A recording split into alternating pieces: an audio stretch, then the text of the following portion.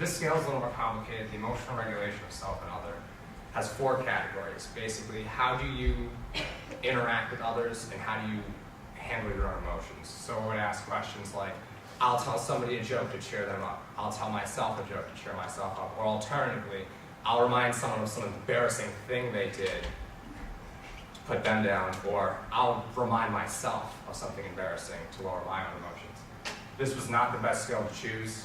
I chose it because no one ever used it before, which is not always the best, not always the best thing. And we'll talk about it a little more later, but this scale, everyone was like, yeah, I never put people down to make them feel worse. I always give people advice to make them feel better. Like, nobody's that perfect. Even like priests and saints aren't that perfect. And the depression, anxiety, and stress scale, which is the DAS, you might hear about it in some of your psych classes. It's very popular, very common, and it's because it works. The difference between anxiety and stress is a little complicated, but stress is about a real threat, so like a gun to your head, a tragic situation that's occurring right now. Anxiety is more a perceived threat. Like, me standing up here can be stressful. Me waiting to come up here is more anxiety. It's the perceived threat of something that could go wrong.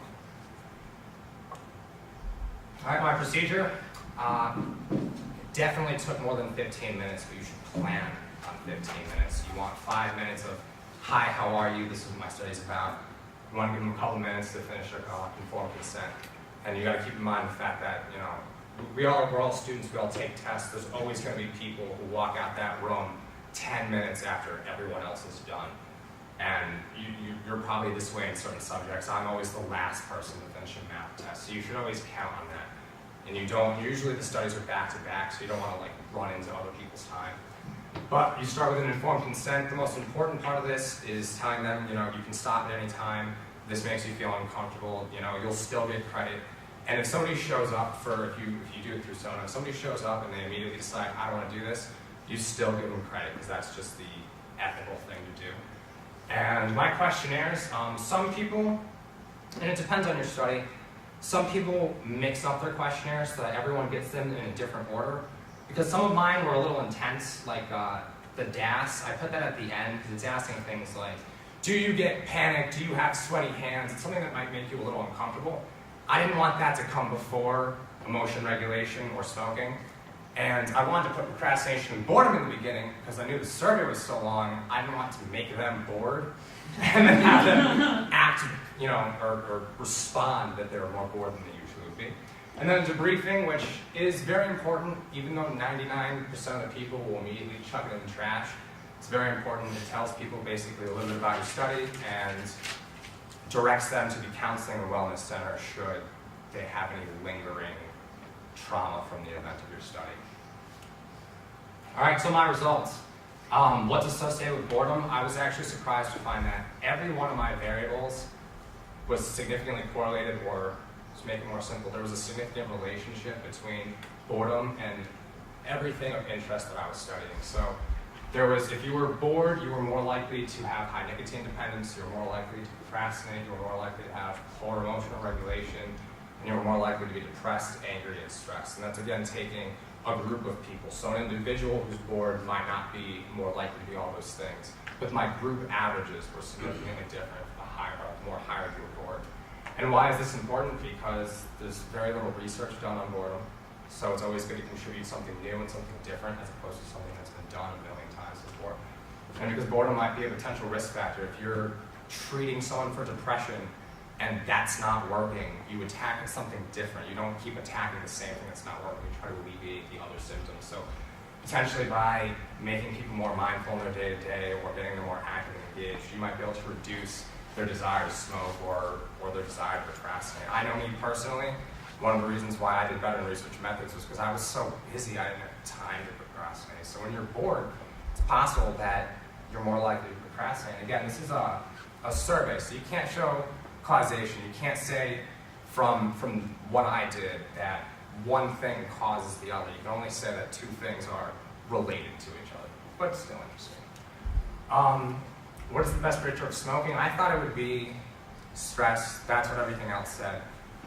It actually wasn't my study. Depression, which is interesting. A lot of depressed male smokers in my study, so it could be just a strange coincidence. I only had a very small number of smokers. Out of my 116 people, I had 22 smokers, and they were predominantly males. So it's kind of a little like, take it with a bit of skepticism. The procrastination, though, was much better. The procrastination was much more of a bell curve. You had people who were high in procrastination, you had people low in procrastination, you had people kind of in the middle. And surprisingly enough, depression was a good predictor of procrastination, which I thought stress or anxiety for sure would be. All right, this chart is a little complicated. Fallon wanted me to keep it in. I decided not to. I'm going to just point out with this, though. Each one of those dots represents a smoker. Each one of these dots represents a non-smoker. And the difference between these two, this got me significant results, meaning the odds of getting something by chance is very small. But I had few people. So this is showing the relationship between intrinsic affect worsening, basically, do you put others down, or I'm sorry, do you put yourself down throughout the day? Do you do things to make yourself feel worse?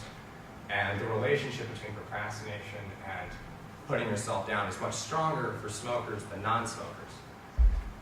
That may or may not be true. That could just be a fact of having only 22 smokers as opposed to, the rest, the other 100 or so people who are non-smokers.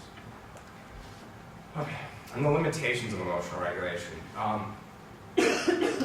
These four show the four subscales of the emotional regulation scale, and basically, on any survey like this, you kind of want to see a nice little bell curve. You have most people kind of in the middle and dwindling off to the sides. If you think about a test grade, if the average is a B, generally you want to see a couple people with A's, a couple people with C's, but most people with B's. Here was the exact opposite. Everyone here was basically saying, yeah, I totally always make myself feel good, or I never put people down, and that's what this means. This means that if you've got 0, that means you never put people down. There's no way that a whole crowd of people, 100 people, said they never put people down or make themselves feel worse. So that was a limitation. That being said, that still predicts a good amount of smoking and procrastination behavior. It's a little wonky, and it's possible that smokers are just more honest. I can't really say that smokers have worse regulation based on my results. So that's really, I had a small sample of smokers, and they wanted to answer, the ways they make themselves look the best. And just like the secrets of research methods from my time going through the class and my time as a tutor. The first thing you should do is go see a tutor. That's like the easiest thing in the world, to just sit down for half an hour with somebody who is like, just like you. They're students. We're not experts. We're not professionals. We're people who have just taken 221 and 222 and did well on it. We won't know all the answers, but you kind of can speak more freely to them than you might be able to talk to a professor. But the unwritten law of research methods, at least in my opinion, is that you should see your professor at least 3 times. Whether it's 221 or 222, you should go to see them, because you don't want to just never talk to them, write up this huge paper, and then have them just totally tell you you're wrong. If you go and you see them, you go and you talk to your professors, they'll guide you, they'll help you along the way. And class time is scarce. Even though it's 8 credits worth of time, it feels like 8 credits worth, or more than 8 credits worth of material. So by taking that time to go to their office hours, you can work on whatever you're not particularly strong at. And just don't freak out. You can do it. I was a C student. I failed plenty of classes in my time here. I was able to get myself together for it, and I really believe that anybody can. And that's it. Questions, comments?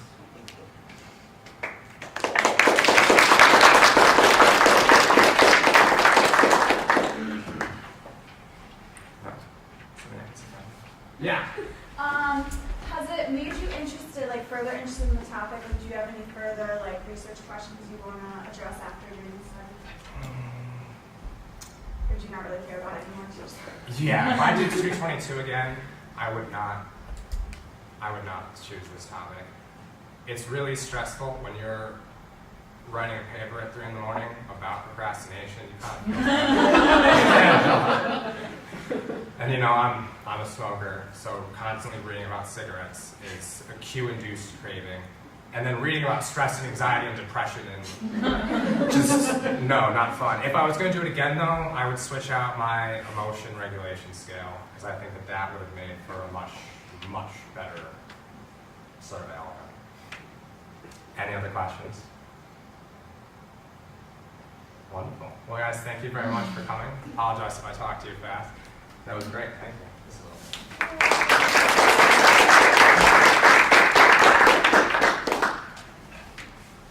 Thank you, Dan, very much. We hope everyone enjoyed Dan's presentation. Please take a couple of minutes to complete the second page of your survey. When you are done, I'm going to put a box over on this table. You can drop them or you can give them to any of the committee members if you need. Thank you for coming, and we hope you come again next time.